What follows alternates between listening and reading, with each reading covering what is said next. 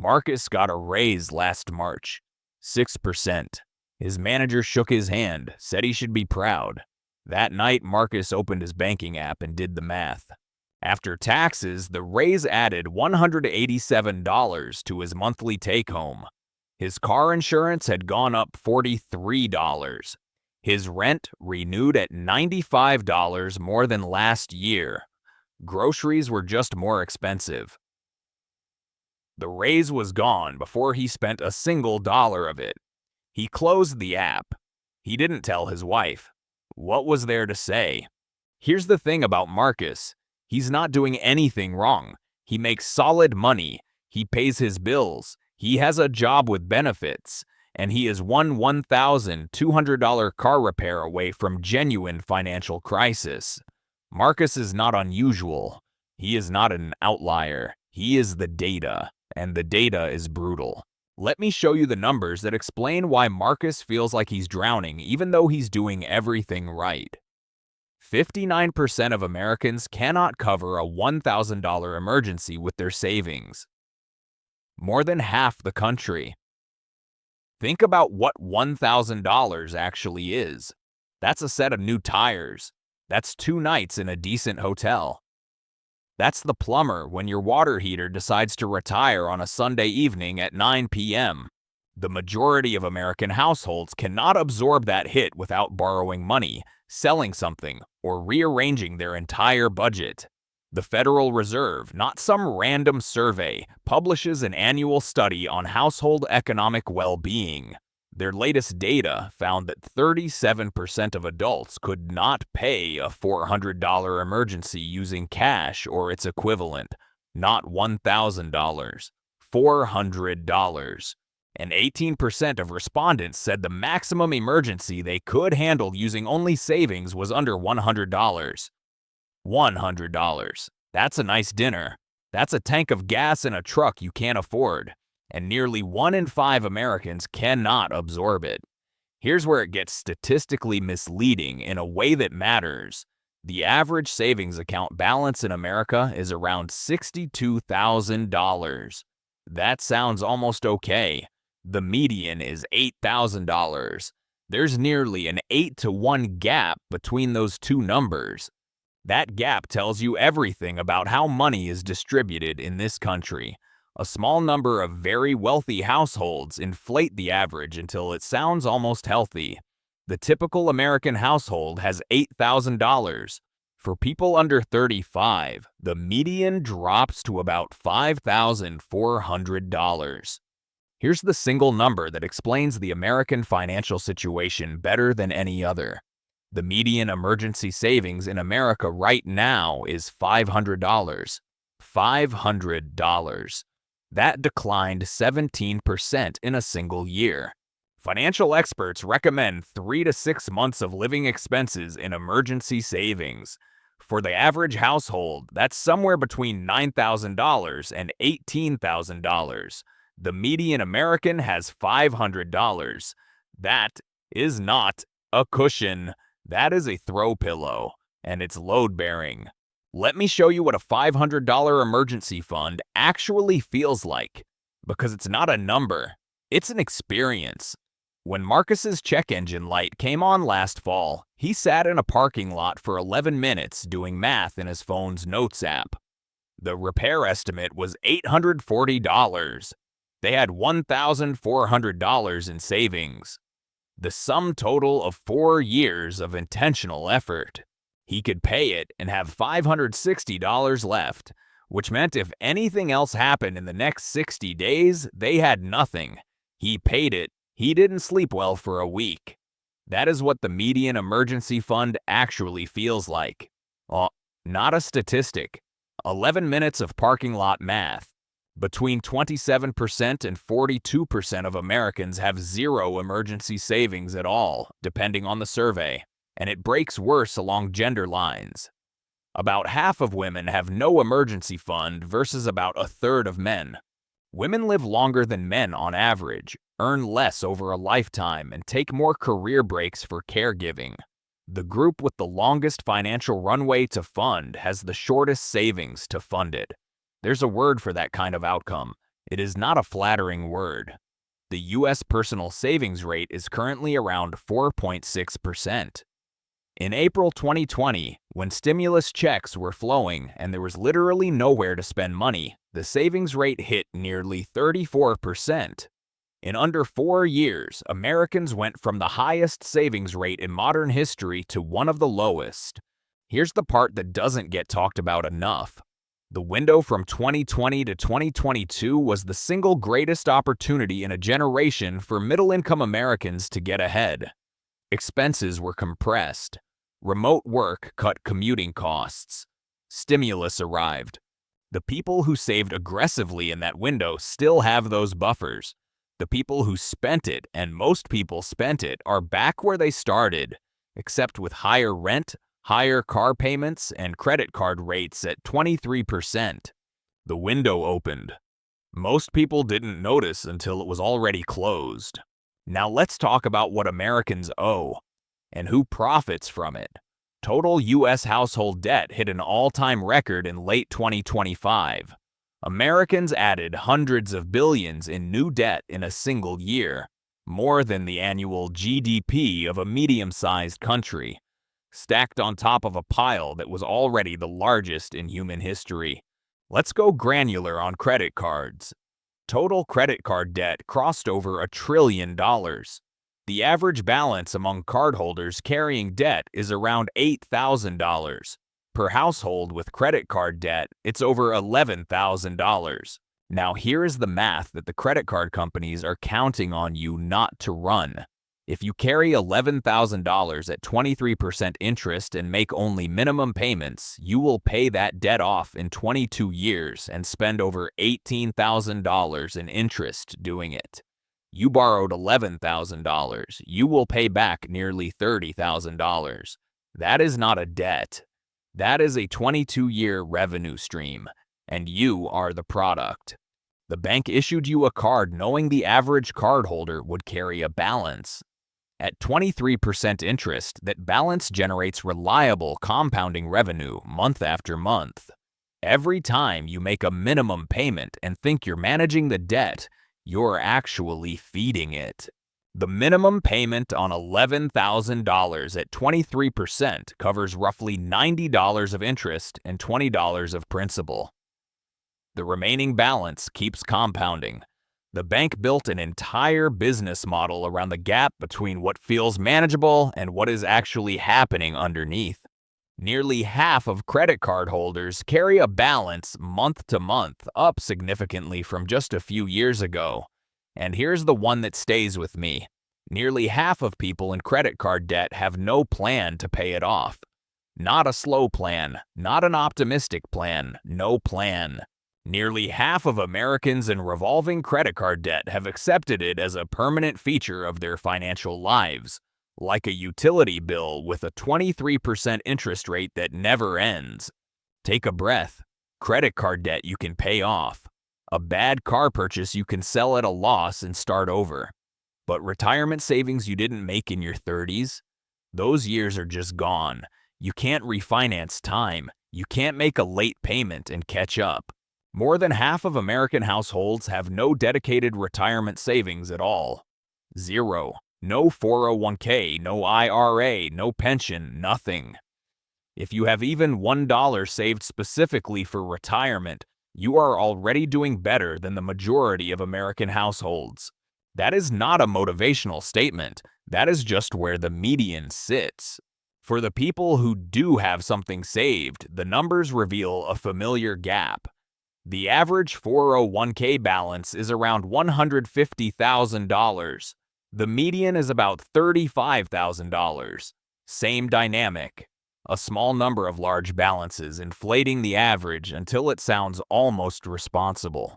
Even baby boomers, the generation currently at retirement age, have a median 401k around $210,000. At a conservative 4% annual withdrawal, that generates about $8,400 a year. That's $700 a month for the rest of your life after a 40-year career. How much do Americans actually think they need to retire? Recent surveys put the answer at about $1.26 million. The median American family has saved about $87,000 toward retirement. To close that gap from zero savings in the next 25 years, you'd need to set aside roughly $1,700 a month, every month, and earn a historically average market return without interruption. The median American household has about $1,400 in their savings account. Total. Marcus is 34. His 401k balance is around $11,000. He has been contributing for 6 years, but he paused contributions twice. Once when they moved. Once when his wife's freelance income dried up for a few months. At his current trajectory, he will have about $310,000 at 65. The number he believes he needs is $1.26 million. He is less than 1% of the way there. I'm not telling you this to be cruel. I'm telling you this because Marcus thinks he's behind, but basically on track. He's not, and nobody has sat down with him to show him the math. Now let's talk about housing. The part of the American financial conversation where everyone is either lying to you or trying to sell you something. A recent study found that nearly 75% of U.S. households cannot afford a median-priced new home. Not a nice home, not a home in a desirable zip code. The median, the midpoint. It requires an income of about $141,000 to afford comfortably. The median household income is around $83,000. 3 out of 4 families are mathematically priced out of a median home. That is not a housing crisis. That is a housing system operating exactly as it was allowed to develop, benefiting the people who already own property at the direct expense of the people who don't. Renters aren't in a safer position. For the first time in recorded data, more than half of all renters are cost-burdened. That means they spend 30% or more of their income on housing. And a significant portion of full-time workers are cost-burdened. Full-time employment, 40 hours a week, every week, no longer guarantees that you can afford a place to live in most American cities. That sentence would have sounded absurd in 1985. In 2025, it's just a census number. It now takes an average of 7 years to save a 20% down payment on a median-priced home. 7 years of disciplined saving with no interruptions, no emergencies, no car repairs, no medical bills, no job losses. 7 years, assuming the house price doesn't increase while you're saving, which it will. Here's the number that shows how comprehensively the home ownership ladder has been pulled up. The first-time buyer share hit a record low of 21% in 2025, cut nearly in half from decades ago. The median age of all U.S. home buyers hit 59 years old. 59. That's not a first-time buyer. That's someone using equity from their third property. The market that's supposed to be accessible to working people. The path to stability that every generation before this one was told was the American baseline, now primarily serves people who already arrived. Let's talk about the trap with adjustable cup holders and a 7-year loan.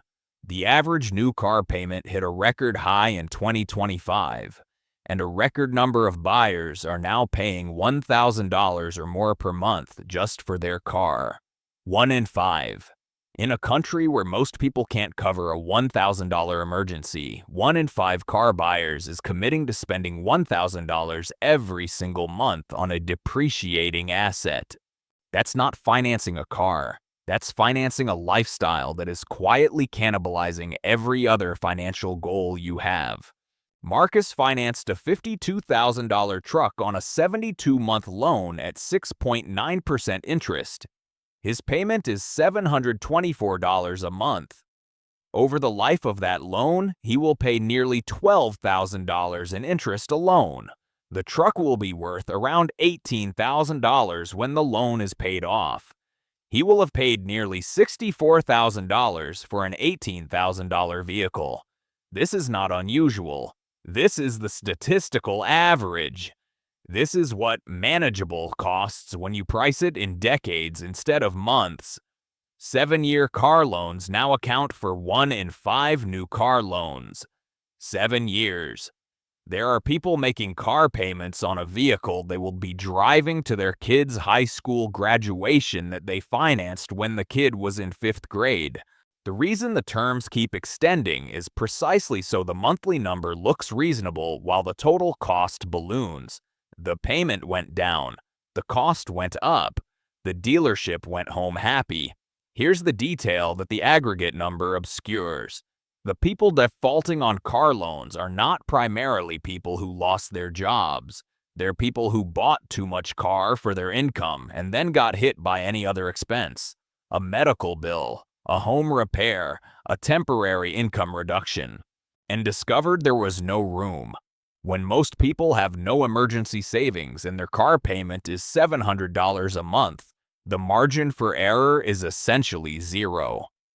Any friction collapses the whole system. Everything so far has been about structural problems, housing prices, wage gaps, medical debt. But some of what's draining the average American isn't just the system, it's behavior. And the behavioral stuff is honestly worth looking at directly. Americans underestimate their subscription spending by a factor of more than 2. The average person estimates they pay about $86 a month on subscriptions. The actual average is over $200 a month. People are spending $2,500 to $3,000 a year on streaming services, apps, gym memberships, meal kits, cloud storage, premium tiers for things they use on the free tier, and whatever they signed up for during a 30-day trial and forgot to cancel, and they think they're spending $86. Subscriptions are financial dark matter. They exist in the budget. They have mass. You can't see them until you look. And here's the subscription stat that makes the previous one worse. More than half of subscribers have at least one completely unused subscription running right now. They're paying for something they are not using at all. The average waste is about $200 a year. That $200 invested monthly over 30 years becomes roughly $22,000. We are casually incinerating $22,000 in potential retirement savings to maintain access to a streaming service we last opened in November. The average American makes about 10 impulse purchases per month, spending approximately $280 on things they didn't plan to buy. Annualized, that's over $3,000 a year on unplanned purchases. This is not a character flaw. Retail environments, both physical and digital, have been engineered with decades of psychological research to override deliberate decision-making. They are very, very good at it. You are fighting $1 billion industry every time you open Amazon with 5 minutes to kill. There's a spending category that emerged recently in survey data called doom spending. 1 in 5 Americans are doom spending, making excessive purchases driven by anxiety about the economic future. The internal logic goes something like, the economy is uncertain, the future looks grim, things might get worse, so I might as well enjoy something right now. This is retail therapy at a civilizational scale. And the result is people taking on debt to cope with the stress of having too much debt. It is the financial equivalent of drinking to cure a hangover. And a significant portion of the country is doing it consciously. We've spent most of this video looking at the average person, but you can't understand why the average person is in this situation without understanding what's happening at the extremes, because the distribution of resources in this country is not a bell curve. It's a cliff. The top 1% of Americans own nearly 1/3 of all U.S. wealth. That is the highest share since the Federal Reserve began tracking. The bottom 50% own about 2.5%. America's billionaires hold nearly $8 trillion, almost double the total wealth of the bottom half of the entire country. under 1,000 people have nearly twice as much as 170 million people. Here's why rising markets feel like they're happening to someone else. The top 10% own 87% of all stocks. The top 1% alone own half of the entire stock market. When the S&P 500 posts a 20% year and the financial press declares it a great year for investors, the overwhelming majority of those gains go to the top 10%. The average American, whose primary asset is their home, doesn't meaningfully participate in market returns. Stock market records are not economic reports. They're quarterly updates on where the money lives. The racial wealth gap tells a similar story. Median net worth for white households is over $280,000. For black households, it's about $44,000. For Hispanic households, about $62,000. 30 years ago, the ratio was about 7 to 1. Today, it's about 6.4 to 1. Thousands of policies, programs, and public conversations about closing this gap, and it has barely moved. This is not because individuals didn't work hard. It's because generational wealth compounds, and the conditions required to build it in the first place were not equally distributed. The gap persists because the starting lines were never the same. Let me lock this in with a quick recap. 59% of Americans cannot cover a $1,000 emergency. The median emergency savings is $500. Total U.S. household debt hit an all-time record. The average credit card balance carried by households in debt is over $11,000 at 23% interest. More than half of American households have no retirement savings at all. The median 401k balance is about $35,000. 75% of U.S. households cannot afford a median-priced new home. The first-time buyer share hit a record low of 21%. 1 in 5 new car buyers pays $1,000 or more per month. 84-month car loans are now common. Americans underestimate their subscription spending by more than double. The average person spends over $200 a month on subscriptions. The top 1% owns nearly a third of all U.S. wealth. The bottom 50% owns 2.5%. Let's come back to Marcus one more time. Here's where he is right now. Today, combined income with his wife, $130,000. Savings, about $1,400. Credit card debt, over $11,000 at 23%. Truck payment, $724 a month, 4 years left. Retirement, about $11,000 between them. They own nothing outright. They have essentially no margin. They are two simultaneous emergencies away from a financial situation that could take years to unwind. And here's the part that should keep you up at night. By every statistical measure we covered today, they are doing better than the majority of American households. They are better off than average, and their financial situation is genuinely precarious. That's not a character judgment. That is what the median looks like in 2026. Now here's version 2. Same Marcus, same wife, same income, same city, same jobs.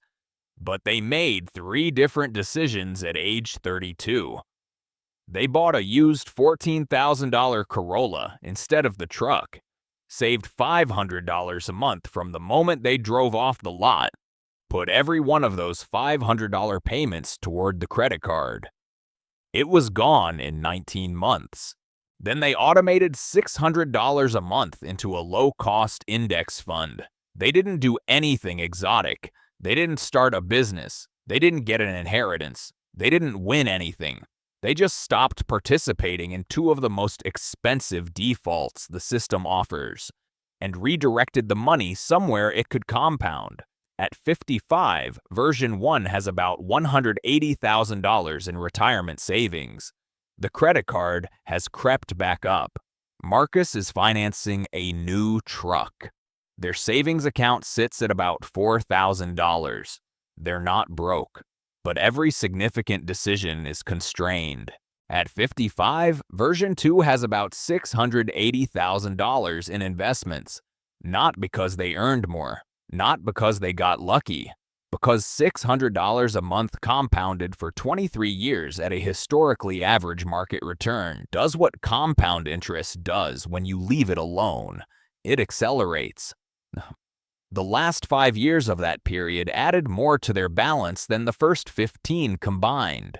The gap between those two futures is not income. It's not intelligence. It's not discipline in any heroic sense.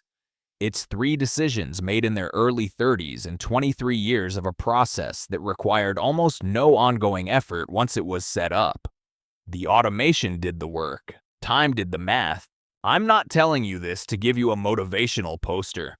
The 50 stats we covered today are real. The structural problems are real.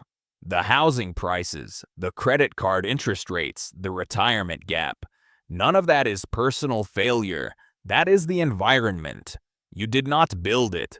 You did not ask for it. But the default settings of that environment, the car payment, the subscriptions you forgot about, the minimum payment on the credit card, the retirement contributions that get paused and never quite restarted, those defaults are not inevitable. They're just what happens when nobody sits down with the actual numbers and makes a deliberate decision otherwise. Most people never sit down with the actual numbers. The actual numbers are uncomfortable. This video is uncomfortable. That's the point. Nobody in the financial industry is going to tell you this. The credit card company makes more money the longer you carry that balance. The car dealership makes more money the longer the loan term. The subscription service makes more money the longer you forget to cancel. Every default setting in the financial system, the minimum payment, the 84-month loan, the 30-year mortgage at the top of your approval range, the free trial that auto-renews, is calibrated to extract the maximum amount from you over the longest possible period. That's not paranoia. That's a business model. And the only defense against a business model is knowing it exists. If this video helped you see the numbers clearly, hit that like button. It helps more people find it. And subscribe if you want more videos about the real state of American money. Not the fantasy, the reality. Now I want to hear from you. Drop a comment and tell me, which of these stats hit home the hardest? The emergency savings, the credit card debt, the retirement gap, or something else? Be honest, be specific. Let's fill the comments with real talk. Maybe your comment will help someone else realize they're not alone. I read them. I'll be in there. Let's figure this out together. Thanks for watching.